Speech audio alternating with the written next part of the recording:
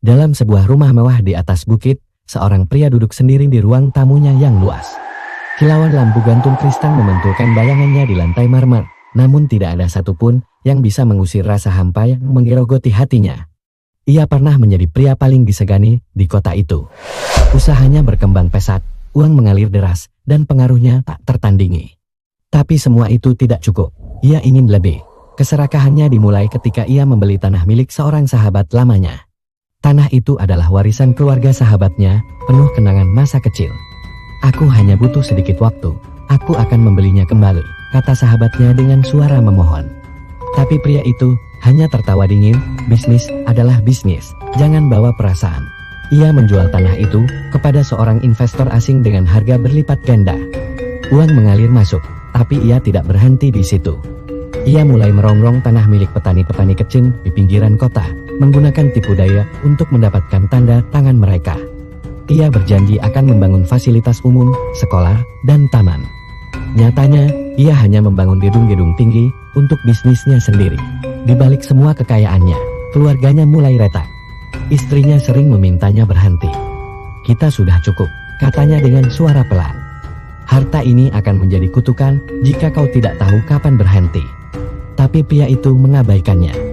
Ia bahkan tidak menyadari ketika istrinya mulai mengemas barang-barangnya dan pergi meninggalkannya bersama kedua anak mereka. Meski sendirian, ia tetap merasa tak terkalahkan. Hingga suatu hari, seorang pria tua datang ke kantornya. Pria itu adalah salah satu petani yang pernah ia paksa pergi dari tanahnya.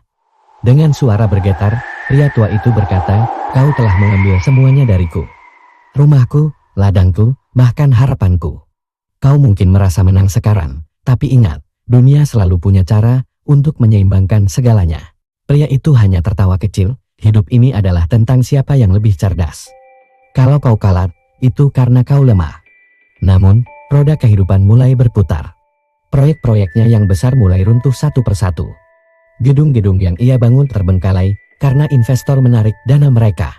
Nama baiknya tercoreng setelah skandal tentang penggusuran ilegal tersebar luas. Dalam hitungan bulan, ia kehilangan segalanya. Rumah mewahnya dilelang, mobil-mobilnya diambil, dan ia jatuh ke dalam hutang yang tak terbayar. Ia kembali ke rumah sahabat lamanya, berharap mendapat bantuan. Tapi di sana, ia hanya menemukan kebencian.